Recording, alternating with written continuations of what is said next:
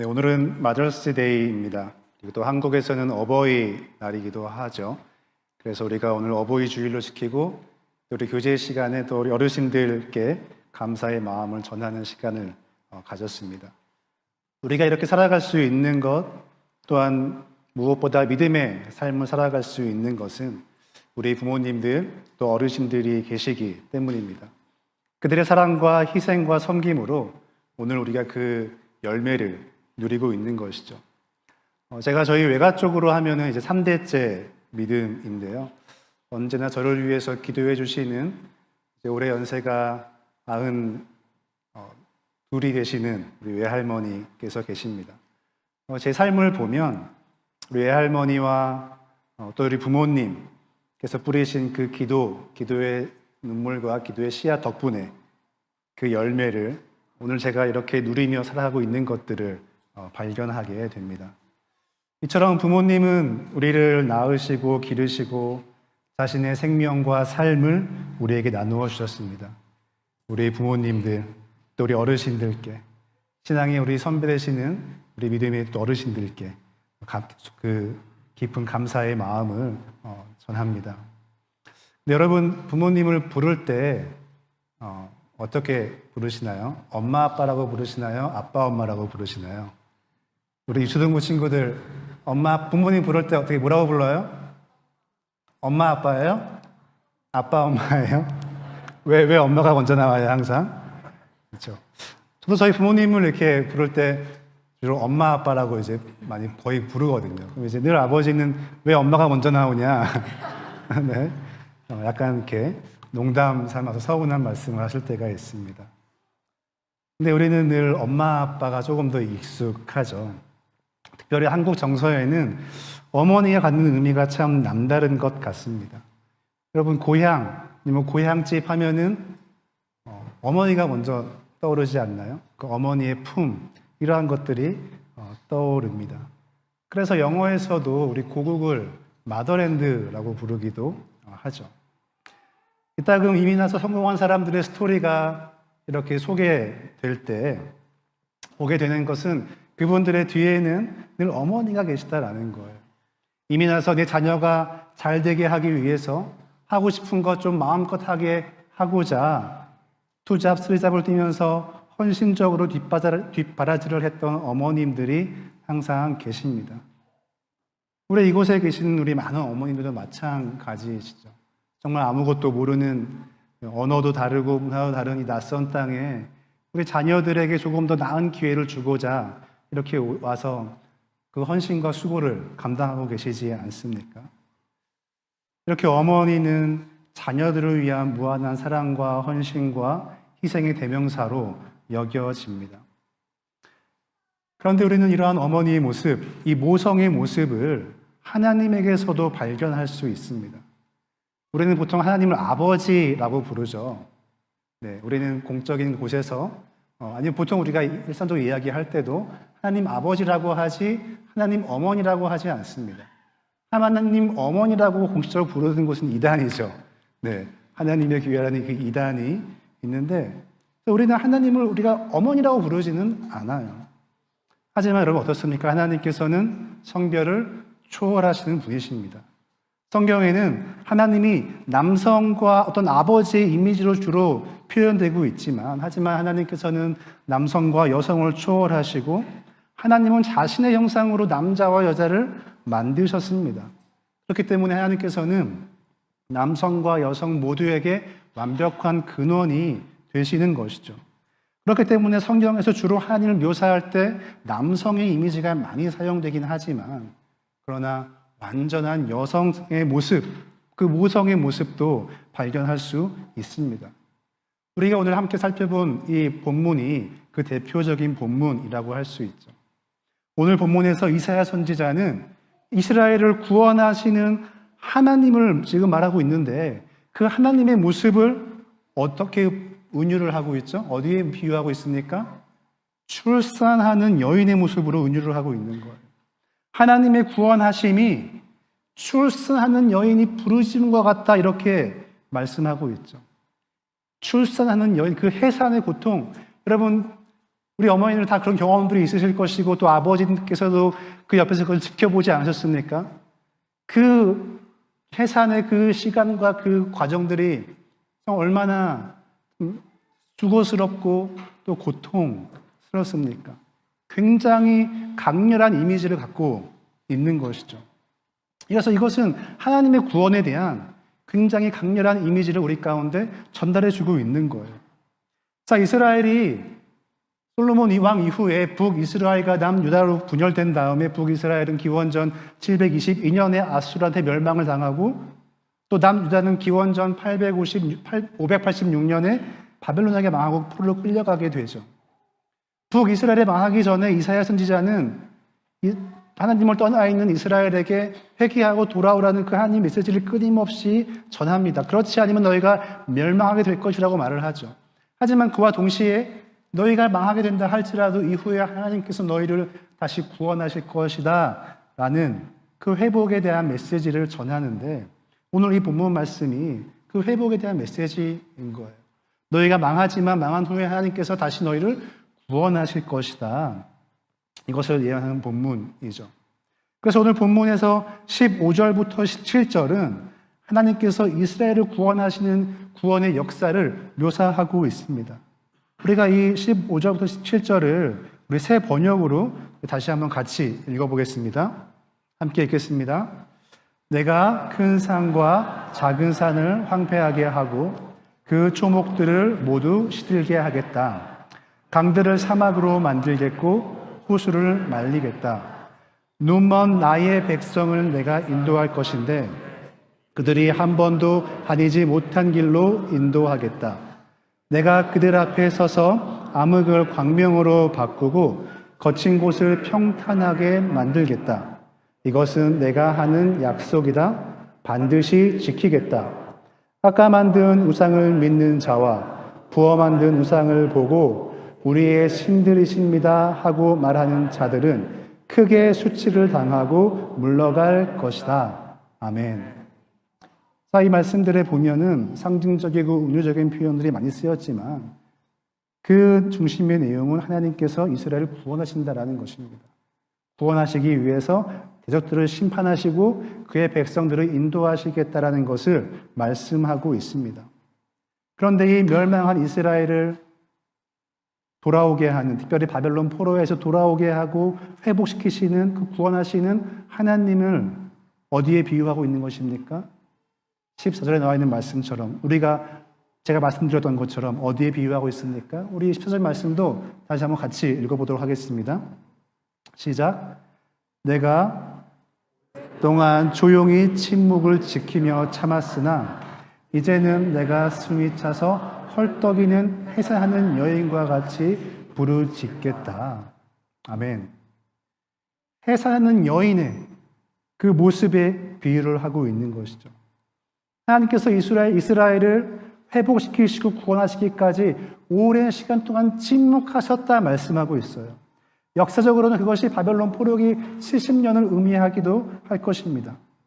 오랜 시간을 침묵한 다음에 마침내 그 침묵을 깨고 말씀하시는데 어떤 강력한 힘을 가진 남성의 모습, 왕이나 심판자 같은 그런 모습이 아니라 여성의 모습, 그것도 씩씩한 여성이 아니라 출산하는 여성의 모습에 하나님을 비유하고 있는 것이죠. 우리 모든 어머님들은 다 출산 경험이 있으실 것입니다. 임신과 출산 그리고 몸조리를 하고 아이를 양육하는 이 과정이 어떤가요? 힘드신가요? 네, 말해 뭐 하겠습니까? 물론 한국 사회에서는 출산이 힘드냐, 군대가 힘드냐, 이것들로 이렇게 논쟁이 오고 가기는 하지만, 남성의 군대 생활이 여성의 어머니의 출산에 비할 바는 아닌 것 같습니다. 출산을 한다는 것은 정말 대단한 일이죠. 한 생명을 내 몸에 품는다는 것, 그 생명을 품기 위해서 내 몸의 뼈가 뒤틀리고 장기가 눌리는 그 고난을 오랜 시간 감당해야 하는 것이죠. 몸이 상하는 그 고통 가운데 생명을 잉태한다는 것, 이건 정말 어마어마한 일입니다. 그리고 또 몸이 가장 연약하고 무방비할 때, 그때가 출산하는 그 때 아니겠습니까? 요즘은 의료기술이 발전해서 뭐 이런 일이 많지는 않겠지만 과거에는 출산을 하다가 목숨을 잃는 일들이 흔하지 않았습니까? 그만큼 여성이 가장 연약하고 무방비일 수밖에 없는 상태, 가장 취약할 수밖에 없는 그 상태가 출산을 할 때인 것입니다. 그리고 출산 후에도 산후조리를 잘못하면 평생 고생하지 않습니까? 그만큼 몸이 약할 때라는 것이죠. 그런데 더 신비하고 놀라운 것은 그러한 여성의 몸이 가장 약한 때에 그 약함을 통해서 생명이 태어나게 된다는 것입니다.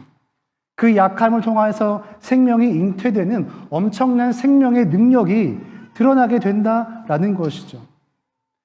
오늘 말씀은 이 놀라운 하나님의 구원의 그 역사를 여성이 가장 연약할 때, 그러나 그 연약함으로 생명을 잉태하는 그 신비에 비유하고 있는 것입니다.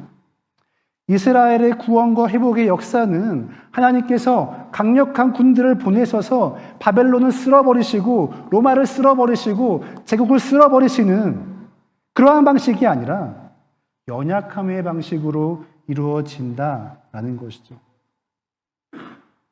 하나님께서는 왜 자신의 이스라엘을 구원하시는 모습을 강력한 힘을 가진 왕 같은 남성의 이미지보다는 연약한 여성의 이미지로 나타내고 계시는 것입니까? 저는 이것이 하나님의 구원의 방법이지 않나 생각해 봅니다. 하나님께서는 자애로운 어머니처럼 끊임없이 인내하고 져주고 용서하는 방법으로 우리를 구원하시는 것입니다. 물론 죄에 대하여 진노하시고 심판하시고 전쟁에서 승리하시는 그런 강한 남성의 모습도 나오긴 하지만 그의 백성을 구원하시는 데 있어서는 인내하시고 져주시고 용서하시는 방법으로 그의 구원을 이루어 간다라는 것이죠. 여러분, 집에서 자녀를 양육할 때 우리 아버지들이 자녀들에 대해 더 많은 인내함을 가지시나요? 아니면 어머니들이 더 많은 인내함들을 가지시나요? 뭐 가정마다 좀 다를 수 있긴 하겠지만은 저희 집 같은 경우에는 저희 아내가 특히 아이들을 이렇게 훈육할 때 훨씬 더 많은 인내심을 갖고 있는 것 같습니다. 옆에서 저는 보고 있으면 저는 벌써 매를 들었어도 한 10번 들었을 것 같은데 참 저희 아내는 물론 뭐 성격인 것 같기는 한데 그래도 저보다는 이제 훨씬 더 조금 더 이제 많이 인내를 하는 편이죠. 그렇게 우리를 구원하시는 하나님의 방법, 그거에는 심판과 어떤 징계와 이러한 부분보다는 훨씬 더 많은 인내와 자비하심과 참으심이 있다라는 것이죠. 하나님께서 에덴 동산에서 아담과 하와에게 선악과를 주시면서 뭐라고 말씀하십니까? 자, 너희가 이 선악과를 먹으면은 너는 정령 죽으리라 말씀하세요. 정말로 죽는다라는 거예요. 자, 그런데 아담과 하와가 선악과를 따먹었을 때 죽었습니까? 안 죽었죠? 죽지 않았어요. 900년 넘게 오래오래 장수했습니다. 왜 아담과 하와는 하나님 말씀대로 죽지 않았습니까? 물론 뭐 그걸 따먹음으로써 하나님과의 관계가 단절된 것이 죽은 것과 같은 것이고 뭐 영적으로 죽은 것이다 이런 말을 할 수도 있죠. 또 선악과를 따먹지 않았으면은 900살이 아니라 영영 살지 않았을까 뭐 이런 생각도 해볼 수 있을 것 같습니다. 그래서 그치 결국에는 하나님 말씀대로 죽은 것이다 이렇게 이야기할 수도 있겠죠. 타당합니다. 하지만 하나님께서 아담과 하와가 선악과를 따먹었을 때 그때에 바로 죽지 않게 하신 것, 그것이 사망으로부터 온 인류를 구원하시기 위한 어머니의 마음으로 인내하시고 져주시고 용서하신 것이라면 어떨까요? 하지만 동시에 하나님께서는 선악과를 따먹으면 정령 죽으리라는 그 말씀을 또한 지키셔야 하는 것이고 죄와 사망의 권세를 물리쳐야 하시지 않았습니까? 그래서 누가 정령 죽었습니까? 누가 정령 죽었습니까? 하나님의 아들이신 예수님께서 그 말씀대로 너가 선악과를 따먹으면 정령 죽으리라는 그 말씀대로 정령 죽으신 것이죠. 하나님 그렇게 하나님의 말씀을 이루신 거예요. 예수님께서 정령 죽게 되는 그 죄값을 치르심으로써, 그러나 동시에 하나님의 그 어머니로서의 인내하심과 자비로우심과 용서하심을 통하여서 우리는 구원을 얻을 수 있게 된 것입니다. 이것은 예수님의 십자가 사역을 통해서도 우리가 확인해 볼 수가 있죠.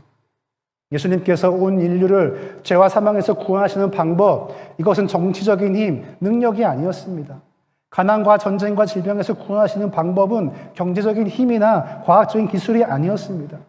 희생당하는 어린 양의 모습으로, 가장 낮고 낮은 모습으로, 가장 힘없고 연약한 모습으로 십자가에 달리시는 방법이었습니다. 세상의 권세자들에게 조롱당하고 죽임당하는 방법이었습니다. 해산하며 부르짖는 여인처럼 가장 취약한 모습 가운데 죽임을 당하신 것이죠. 그러나 그 연약함 가운데 우리를 구원하셨습니다. 그리고 그 약함의 방법으로 오늘도 구원의 역사를 이루어 가십니다. 해산하는 여인과 같은 모습으로 끊임없이 우리를 죽음에서 구원하시며 새 생명을 잉태하고 계시는 것입니다. 이처럼 하나님께서는 그의 백성을 구원하시는데 해산하는 여인과 같이 두라장에 끌려가는 어린 양과 같은 연약함 가운데 구원의 역사를 이루어 가십니다. 오늘날 하나님의 백성은 우리이고 또한 우리 교회 공동체입니다. 그렇다면 우리의 교회의 탄생도 마찬가지일 것입니다. 해산하는 여인의 연약함과 같은 모습으로 주님은 그의 교회를 탄생하게 하신 것입니다. 우리가 이렇게 교회라고 부르며 모이는 이 공동체는 하나님의 해산의 고통 가운데 이루어지고 있는 것입니다. 해산하는 여인이 부르짖는 것과 같이 가장 연약해 보이는 그 모습 속에서 교회가 탄생하는 하나님의 능력이 드러나는 것입니다. 교회는 돈 많고 힘 있는 자들을 세우는 것이 아닙니다. 몇몇 분들이 몇십만 불, 몇백만 불 거액의 헌금을 해서 교회 건물을 짓는다고 세워지는 것이 아닙니다. 멋진 조명과 값비싼 음향 장비를 구비해서 예배 분위기 잘 만들어낸다고 교회가 세워지는 것이 아닙니다. 여러분, 교회는 하나님의 연약함, 주님의 연약함 가운데 세워지는 것입니다. 돈 없고 힘없는 연약한 자들의 보이지 않는 작은 헌신과 섬김들이 교회를 세우는 것입니다. 각자의 삶의 자리에서 말씀과 기도로 교회의 삶, 평범한 일상의 삶을 성실하고 정직하게 살아가고자 하는 그 성도님들의 삶을 통해 세워지는 것입니다. 이기적인 삶의 자리를 벗어나서 이웃들을 사랑하고 섬기는 그 삶을 통해 세워지는 것입니다. 그러므로 교회를 세워간다라는 것, 이것은 해산하는 여인과 같은 하나님의 연약함에 동참하는 것입니다. 하나님의 연약함에 동참한다라는 것은 하나님의 해산의 고통에 동참하는 것입니다. 우리가 그 해산의 주체가 될 수는 없을 것입니다. 아이를 해산하는 어머니가 될 수는 없겠죠. 하지만 그 옆에서 머리 뜯기면서 호흡도 같이 하는 아버지라도 되어야 하는 것입니다. 교회를 세우는 것은 해산의 고통과 수고가 뒤따르는 일이라는 것입니다. 우리는 지금 교회를 세우고 있습니까? 우리 에드먼턴 온 교회는 개척교회입니까? 아니면은 그냥 에드먼턴 한인 장로교회의 정체성 그냥 그 모습 가진 채 와서 이름만 바뀐 그런 교회입니까? 우리에게 교회로서 어떠한 우리 각자 가운데 나는 어떻게 우리의 교회의 정체성을 이해하고 있는가? 그러한 이해함들이 있습니까? 우리가 개척교회이든 아니든 그것은 중요하지 않을 수 있습니다. 하지만 분명한 것은 새롭게 시작해야 하는 공동체라는 것이죠. 우리는 이 교회의 탄생의 시간은 지금 그 해산의 시간을 함께하고 있는 것입니다. 교회의 사역자들, 부서들, 조직들 갖추어진 것들이 없습니다. 일단 우리가 기초를 다지고자 예배에 집중하고 있습니다.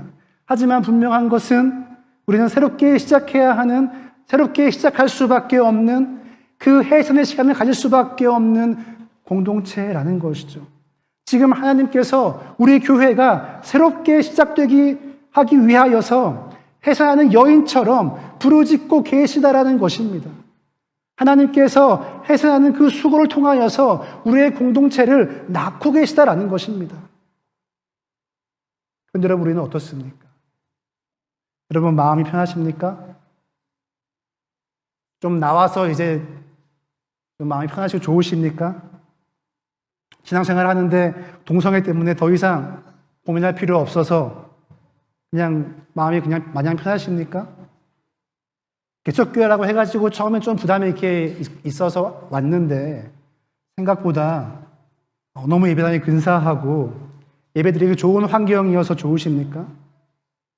성도님들도 많이 이렇게 모여서 썰렁하지 않고 이 정도면 나도 뭐 봉사하지 않고 뭐 헌금에 대한 부담도 크게 느끼지 않고 그냥 하던 대로 신앙생활 할 수 있겠다. 그래서 마음이 한결 놓이십니까? 수요 예배도 없고 금요 예배도 없고 뭐 새벽 기도를 한다고 오라고 하지도 않고 다른 섬겨야 할 일들도 없는 것 같고 일주일에 그냥 주일 오후에 여유롭게 딱 한 번 예배 드리시니까 편하십니까? 뭐 구역 모임이다 정원 모임이다 해서 모이는 것 좀 불편하기 시작했는데 그런 건 없으셔서 좋으십니까? 만약에 그렇다면 그것은 대단히 큰 착각이고 오산일 수 있습니다. 너무 우리 근사한 예배당 그냥 뚝딱 구하고 뭐 교회 이름도 어떤 교회들은 교회 이름 하시는데 몇 개월 걸린다고 했는데 너무 좋은 교회 이름 뭐 뚝딱 나오는 것 같고 뭐 교회 로고에 주보도 다 잘 나오고 근사한 찬양팀에 다 그냥 쉽게 하는 것 같아 보인다면 그래서 이 새 공동체, 새 교회가 그냥 참 좋고 편하다면 큰 착각이고 오산입니다. 이렇게 모든 일들이 스무스하게 흘러가는 것 같아 보이지만 이 교회가 시작하기 위해서 하나님께서 해산의 고통을 감당하고 계시다라는 것을 우리가 알아야 하는 것이죠. 그리고 그 해산의 수고에 동참하는 분들이 계신다는 것을 우리가 알아야 하는 것입니다. 그래서 불편한 마음을 좀 가져야 합니다.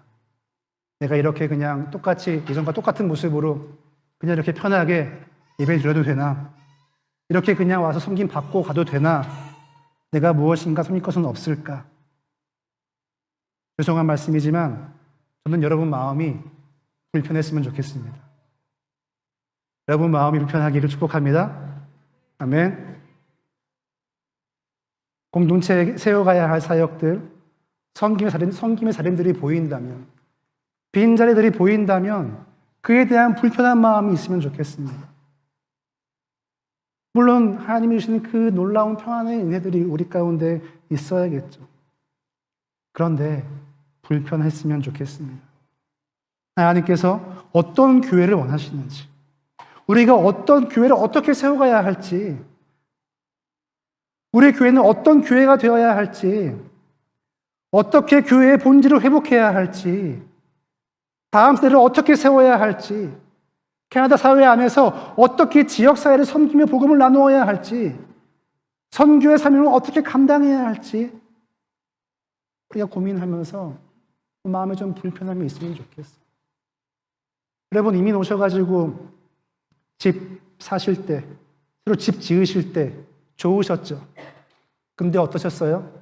하나하나 다 선택하고 고르고 하느라고 또 얼마나 수고하셨습니까? 근데 우리는 지금 그냥 단순히 내가 살 내 육체의 그 집이 아니라 하나님의 그 공동체를 지금 우리는 함께 시작하고 세워가는 이 시간 가운데 있다라는 것입니다.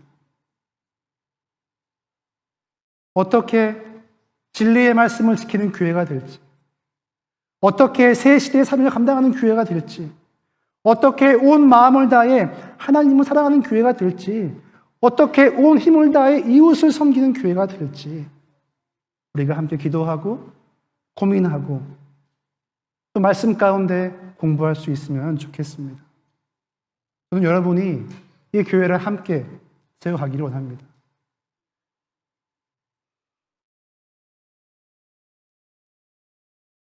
그래서 하나님께서 우리를 이곳에 부르신 거 아닙니까?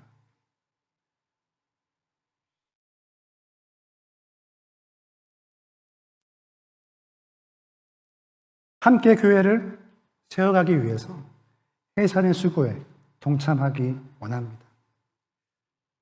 또 다음 주부터 우리 공동체에 필요한 여러 가지 사역들에 대한 또 소개가 있을 수 있고 신청도 받을 수 있을 텐데 하나님께서 주시는 마음으로 우리가 기도하고 준비하고 동참할 수 있기를 원합니다. 그래서 우리 모두가 한 사람도 빠짐없이 그리스도의 몸으로서 해산의 수고를 감당하고 함께 교회를 세워가기를 원하고 그럴 때에 우리에게 주시는 하나님의 은혜로 우리 가운데 감사와 기쁨이 넘치기를 주님의 이름으로 축복합니다. 아멘.